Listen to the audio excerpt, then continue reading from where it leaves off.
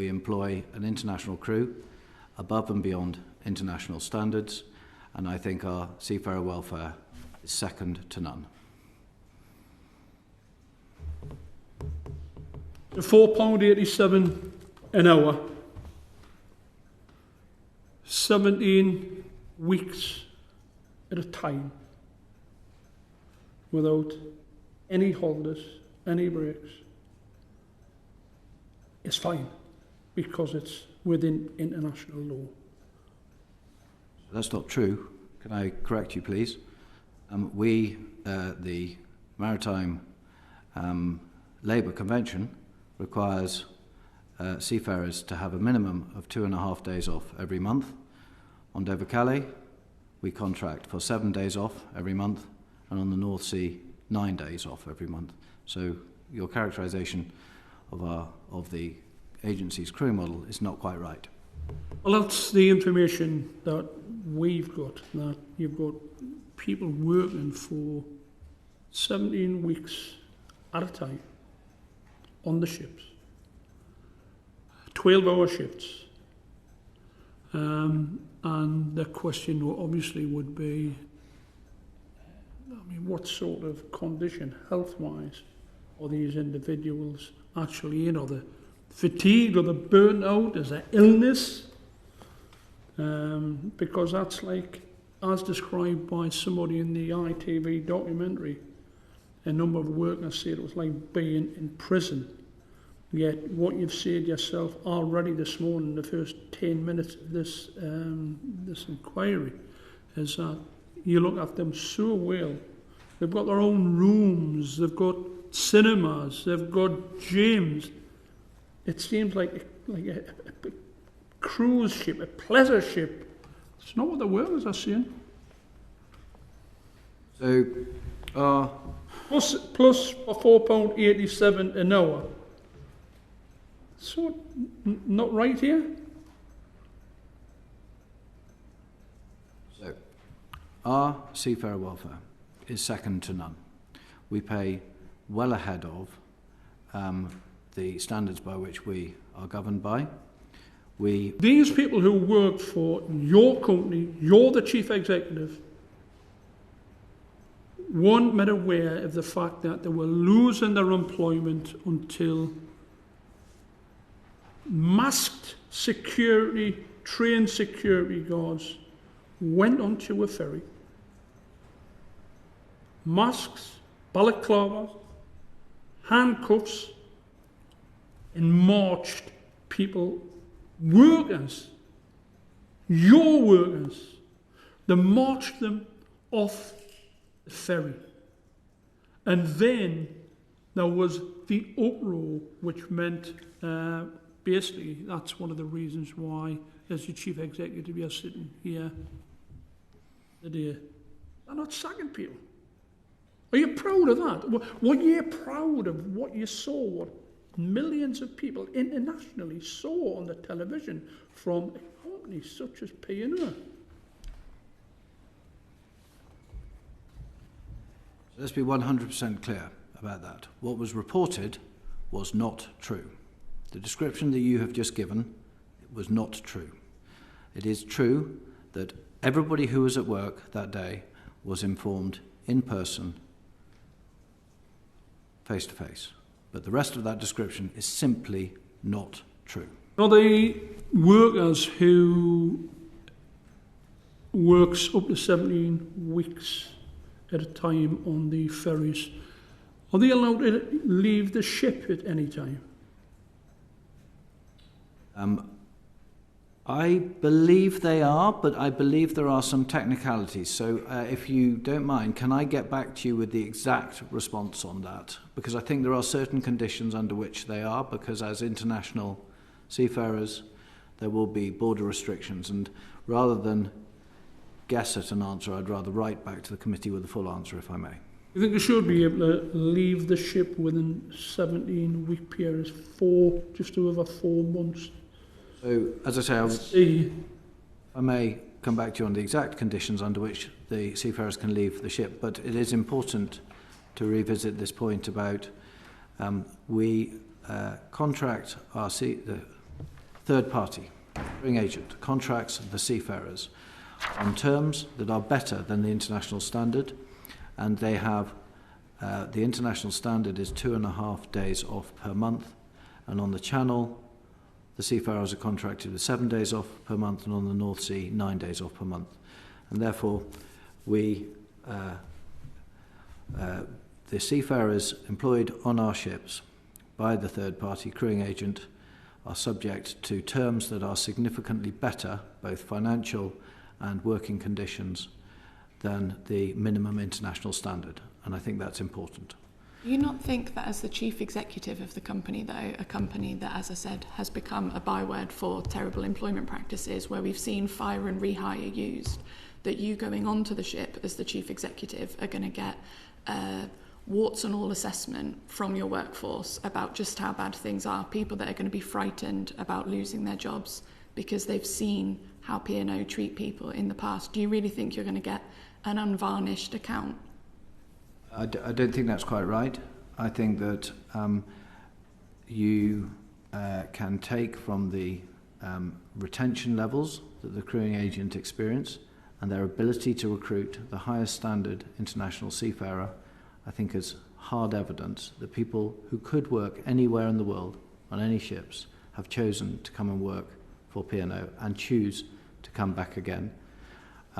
Rather than taking your word for it to the committee, do you not think that an independent investigation, the company perhaps employing a KC, for example, to look at some of these very troubling allegations that have been raised, would give Parliament the confidence and the sector the confidence that P&O is doing all the things that you say it is in terms of labour practices?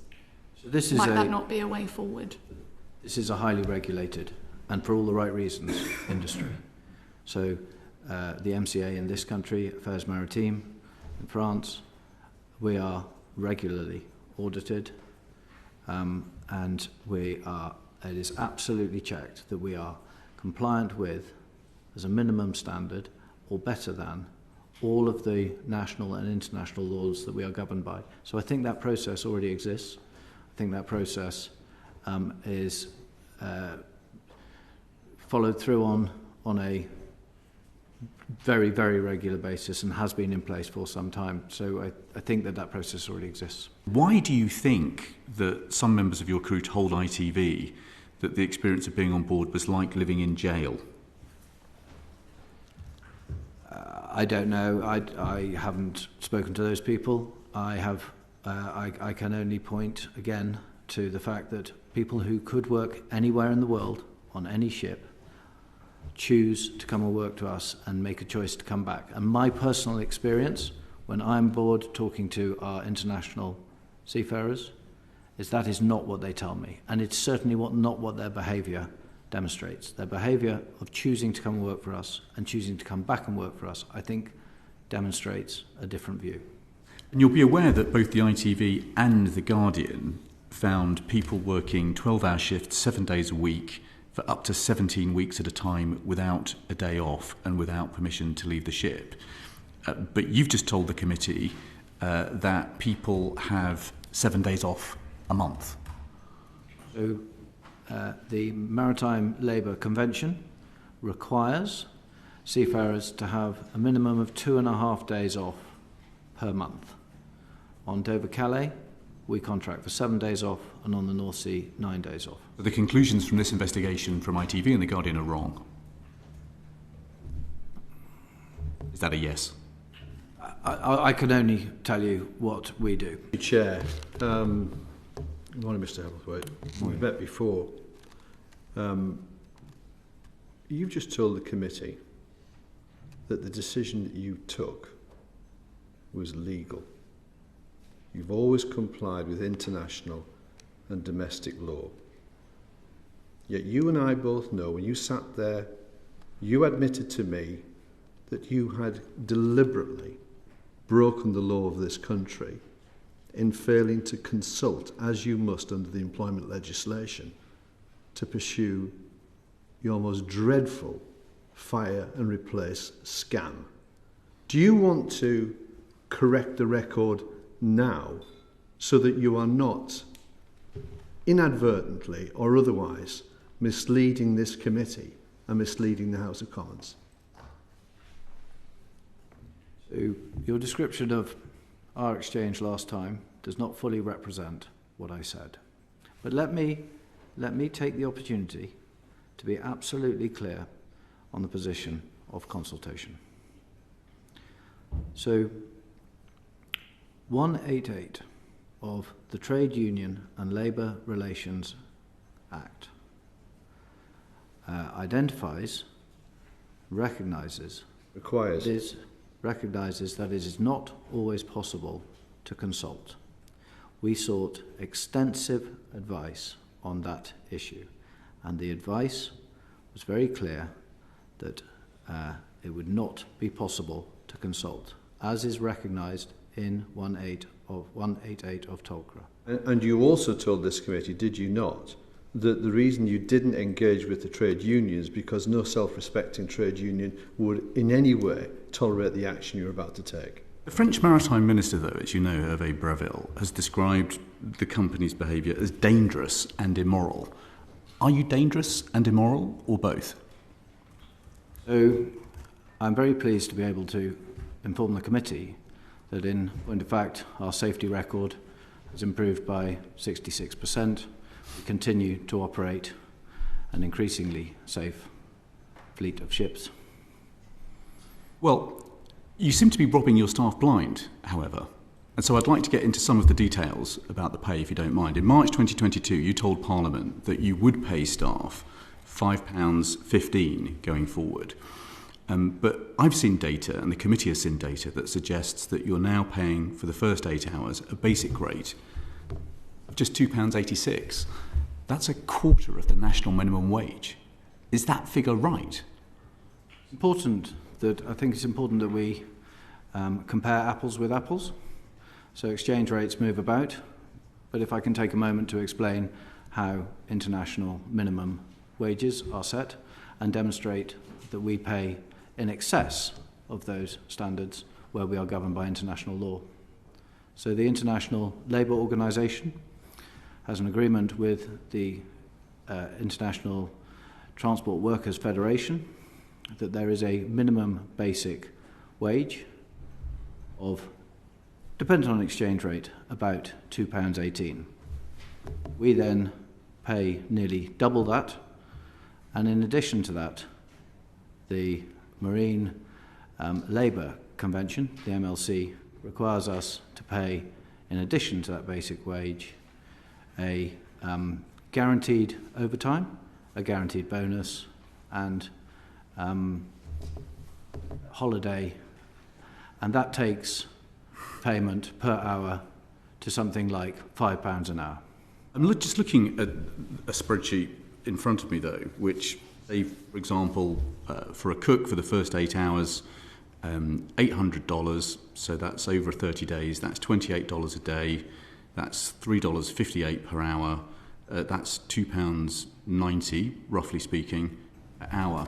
I mean, how can you possibly justify paying so little per hour? And how can you reconcile it with the promise that you made to Parliament in March 2022 when you said that you'd be paying £5.15? So we are low enough. We are paying considerably ahead of the international minimum standard. We believe that it is right that as an international business operating in international waters, we should be governed by international law. But you'd accept that the rates I've just quoted for the first 8 hours for a cook is lower than the rate that you promised you'd be paying to Parliament in 2022? When I spoke to Parliament in 2022, I was talking about consolidated rates of pay that include all of the guaranteed bonus, all of the guaranteed overtime, and the holiday pay, and that takes that total payment to around £5, and at the rate of exchange that we were talking about 2 years ago on Dover-Calais, that was about £5.15. But you can understand how in March 2022 Parliament would have come away from the hearing thinking that you were going to be paying £5.15, and now we're learning for the first 8 hours that a cook is being paid about £2.90 an hour. We're not comparing apples with apples. It's important that we do compare apples with apples. The £5.15 that I quoted in 2022 was the full consolidated rate of pay that included the guaranteed bonus, the guaranteed overtime and the holiday pay. So what is the average hourly rate of your agency crew now? Full consolidated pay is approximately £5.20 an hour. What's the lowest hourly rate of your agency crew? I think the lowest fully consolidated hourly pay is about £4.87. Extraordinary. Now, thanks to the agreement that the French are bringing in, pay rates do now, I understand, have to rise to £9.95 an hour, which is the French minimum wage, and that limits the number of consecutive days that seafarers can work to 14, followed by the equivalent time ashore. Is P&O going to comply in full with this law when the grace period ends? Yes. You and I are British citizens. We're talking about ships that use UK ports regularly. We have standards in this country, do we not, where we aspire that people who go to work have enough money to pay their bills and have a good, flourishing life. How on earth are these rates of pay in any way consistent with that ambition and those values?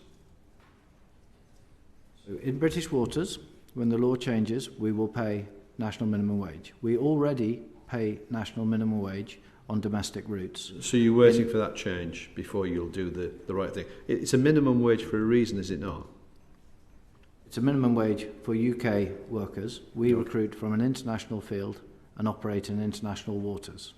No, I get the point you're making, but it just appears to this committee that what you're getting away with what amounts to modern day slavery. At these sorts of rates, at these terms and conditions, people being confined to ship. You talk about it as being a holiday camp, where other people describe it as a prison. So I'll take you on this offer of access to the vessels.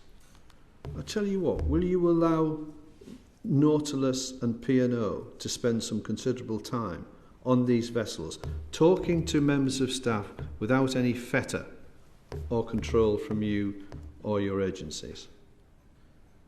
Let me go back to your earlier comment. I categorically resist. In the Well, strongest terms, your description, which I don't think is appropriate. Well, I've got to tell you, Mr. Hebelthwaite, the people in this country are appalled at the behaviour of P&O over this instance.